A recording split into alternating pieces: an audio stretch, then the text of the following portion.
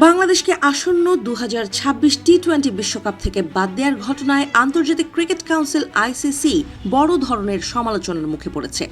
এই সিদ্ধান্তকে অন্যায্য ও বৈষম্যমূলক আখ্যা দিয়ে পাকিস্তান সরকারও কড়া অবস্থান নিতে চলেছে।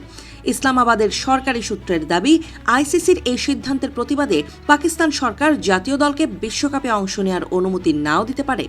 ভারত ও শ্রীলঙ্কায় যৌথভাবে অনুষ্ঠিত হতে যাওয়া 2026 টি-20 বিশ্বকাপে বাংলাদেশ নিরাপত্তাজনিত কারণে শ্রীলঙ্কায় ম্যাচ আয়োজনের আবেদন করেছিল।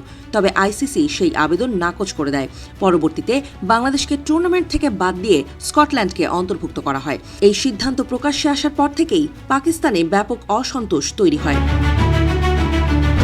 সরকারের ঘনিষ্ঠ সূত্র দেশটির গণমাধ্যম দ্য নিউজকে জানিয়েছে, আইসিসির স্পষ্ট দ্বিমুখী নীতি পাকিস্তান সরকারের কাছে গ্রহণযোগ্য নয়।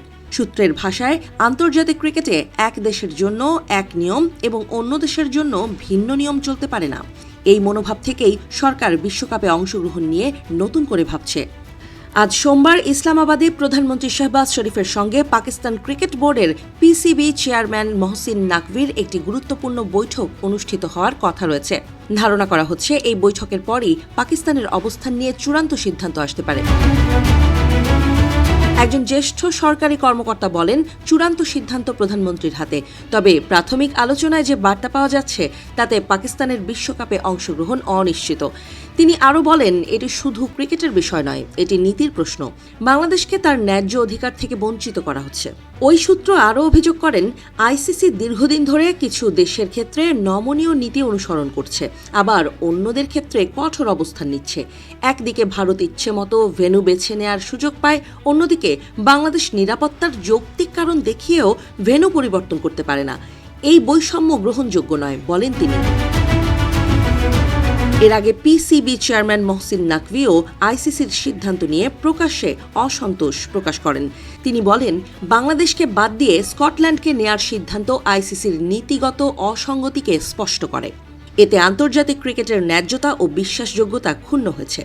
তবে নাকভি পরিষ্কার করে জানিয়েছেন, পিসিবি এককভাবে কোনো সিদ্ধান্ত নেবে না। তিনি বলেন, পাকিস্তানের বিশ্বকাপে অংশ নেয়া বা না নেয়ার চূড়ান্ত সিদ্ধান্ত সরকারের। পিসিবি এই সিদ্ধান্ত মেনে চলবে। এদিকে লাহোরে আয়োজিত এক বৈঠকে পাকিস্তানের জাতীয় দলের ক্রিকেটাররাও চেয়ারম্যান নাকভির পাশে থাকার কথা জানিয়েছেন। খেলোয়াড়দের পক্ষ থেকে জানানো হয়, সরকার যে সিদ্ধান্ত নেবে, বিশ্বকাপে খেলা হোক বা না হোক, তারা সেটাই মেনে নেবেন। বাংলাদেশের বাদ পড়া ঘিরে তৈরি হওয়া এই বিতর্ক শুধু একটি দল বা একটি টুর্নামেন্টে সীমাবদ্ধ নেই, বরং এটি আইসিসির সিদ্ধান্ত গ্রহণ প্রক্রিয়া এবং আন্তর্জাতিক ক্রিকেটে সমতার প্রশ্নকে নতুন করে সামনে নিয়ে এসেছে। এখন দেখার বিষয়, পাকিস্তান সরকার শেষ পর্যন্ত কী সিদ্ধান্ত নেয়।